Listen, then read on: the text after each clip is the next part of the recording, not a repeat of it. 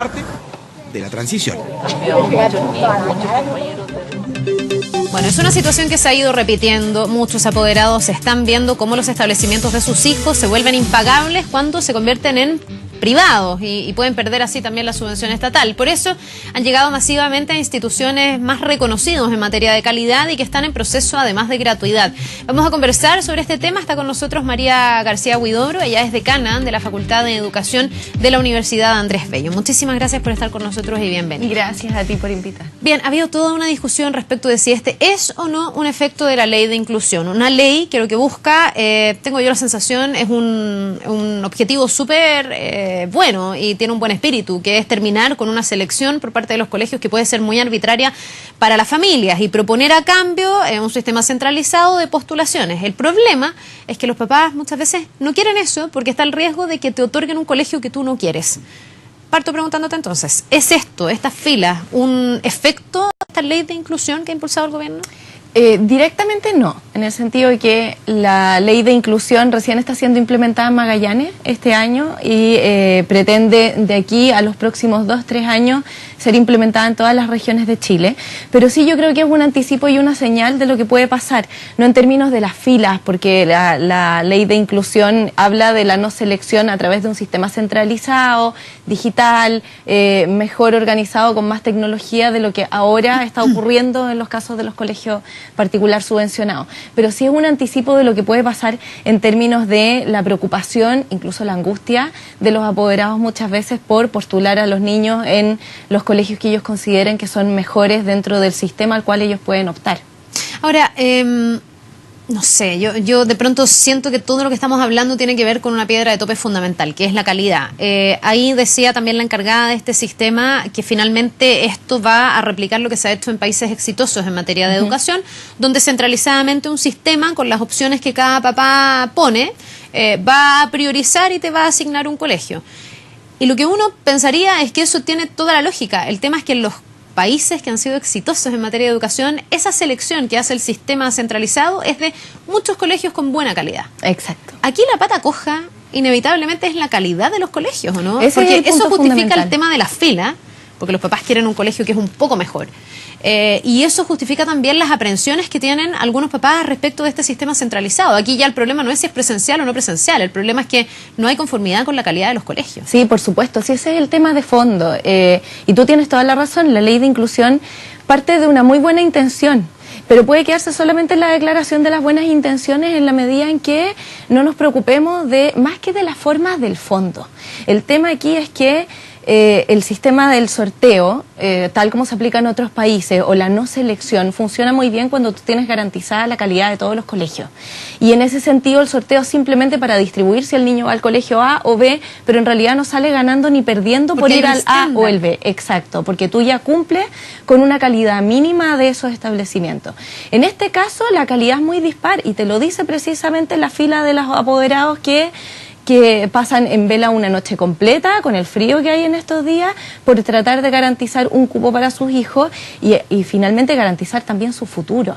Entonces, yo siento aquí que la ley tiene muy buenas intenciones, pero quizás pusimos la carreta delante de los bueyes, porque en lugar de primero priorizar el fondo, la calidad de la educación y velar por un sistema que realmente permita el cumplimiento de cierto estándar formativo para los estudiantes, se partió por ver cómo los distribuimos dentro de este sistema que ya en principio es dispar. ¿Y qué era lo que había que hacer primero? Emparejar, digamos, la cancha de los colegios municipales, por ejemplo, y los colegios subvencionados y dejar un buen estándar para que luego diera un poco lo mismo que Colegio VAS porque todos te garantizan buena educación? A mi parecer es un tema prioritario, el de la educación municipal. Hace mucho tiempo que estamos hablando de reformas educacionales y nadie habla realmente de educación, de lo que pasa dentro del aula. Calidad. Exactamente. Todo el mundo habla de calidad, pero nunca nos hemos detenido a definir qué entendemos por educación de calidad. Estamos hablando de una educación que espera ser una instrucción intelectual y cognitiva, que rinda con estas pruebas estandarizadas que finalmente son de conocimiento. Estamos hablando de una formación que pretende ser formación ciudadana y valórica, pero que ha sido dejado de lado porque nadie la aborda en estas evaluaciones y no interesa para la admisión en las universidades. ¿De qué estamos hablando en el fondo? María, ahí hay otro tema respecto de las quejas que tienen los papás con los colegios municipales. No podemos decir todos, porque hay algunos que evidentemente se han destacado un poco más, pero cuando uno ve cualquier prueba, en realidad uno se da cuenta que hay una brecha enorme entre los colegios que tienen más ingresos, los que tienen menos, y los colegios municipales lamentablemente están al final, cuando en un sistema más igualitario, más justo, lo que uno esperaría es tener una educación municipal suficientemente robusta, que fuera un incentivo estudiar ahí y no tener que irte a un colegio privado, por ejemplo. Pero también uno se pregunta si no solo no se ha mejorado la educación municipal, sino que se ha precarizado o se ha ido empeorando la percepción que hay de la educación municipal. Porque en esas filas de papás, muchos papás te dicen, es que yo quiero que mi hijo tenga clase. El colegio municipal al que va mi hijo a lo mejor era bueno, pero ahora tiene tomas, tiene paros, y esto para mí ya es un problema. Quiero que mi hijo estudie. ¿Hasta qué punto ves tú que se puede haber también afectado incluso más la calidad de los colegios particulares? O sea, de los colegios municipales. En términos generales, yo creo que se ha mantenido, incluso, por ejemplo, los resultados de la prueba CIMSE demuestran una leve mejora dentro del mal nivel, pero hay una leve mejora. Sí, la percepción ha empeorado mucho porque finalmente los colegios emblemáticos que tendían a hacer la diferencia en realidad dentro del sistema municipal, puede ser que sean los que se han visto más perjudicados dentro de todos estos procesos de toma, movilizaciones, etcétera. Pero efectivamente el tema sigue siendo que mejores o peores, dentro de todo, aún así la educación municipal en términos generales está en deuda, y eso es lo que afecta la percepción de los padres, que traten de hacer lo imposible dentro de sus posibilidades porque el hijo entre al mejor establecimiento al que ellos puedan aspirar. Otro de los temas también que está afectando en esas filas, y estoy diciendo lo que dicen los papás cuando están en la fila y nuestros equipos en terreno les preguntan, algunos de ellos señalan que ellos estaban en un colegio, o sus hijos estaban en un colegio subvencionado con un copago, por ejemplo, alto, no sé, de 80.000 pesos, y que ahora ese colegio, frente a la ley de inclusión, no va a cerrar, pero se va a convertir en un colegio privado, y ya en vez de 80.000 van a tener que pagar 160.000. Entonces esto subió al doble y realmente no les da, y por lo tanto tienen que buscar un colegio que se ajuste a su bolsillo y a su presupuesto familiar. ¿Cuánto va a influir esto, o qué tan complejo va a ser esto desde el punto de vista de la ley de inclusión cuando ya esté completamente operativa, crees? Lo que pasa es que la ley de inclusión tiende y ese es uno de sus principales propósitos, también me parece muy loable desde la intención, a ampliar la gratuidad escolar. Entonces, lo que se espera efectivamente es que la mayoría de estos colegios particular subvencionados finalmente adhieran a la gratuidad, al aporte del Estado, y permitan ampliar, por lo tanto, el sistema de la no selección y de la universalidad en el acceso a la educación. El problema efectivamente es que muchos de los colegios que tienden a destacarse por el rendimiento son los que finalmente optan por pasar al sistema privado y aumentar, por lo tanto, la colegiatura.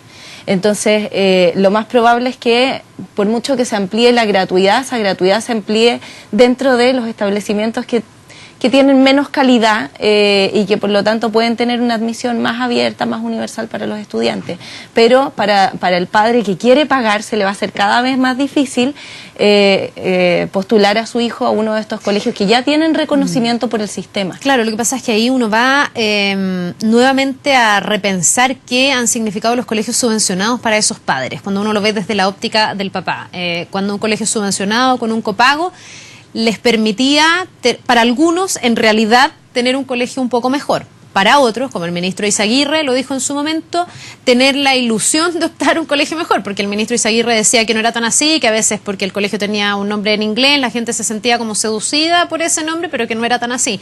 Pero hoy día, en el fondo, cuando antes esos papás tenían dos alternativas, que era llevar a sus hijos a un municipal o pagar un poquitito y llevarlos a un subvencionado, van a tener solo una alternativa, porque esas familias no pueden pensar en la alternativa de pagar el doble por llevarlos a un colegio privado.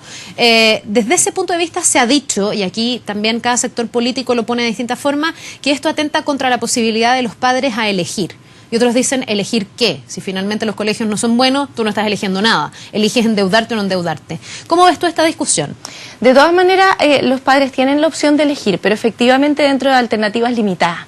Y ahí está un poco el tope. ¿Qué es lo que deberíamos tratar de apoyar todos? El hecho de que tengan alternativas mejores a las que optar. Y eso no pasa a lo mejor por tratar de que un colegio que es reconocido por el sistema como un establecimiento de calidad necesariamente pase al sistema de la gratuidad o rebaje la colegiatura y la matrícula, sino tratar de elevar la calidad de aquellos colegios o escuelas a las que los padres van a poder optar.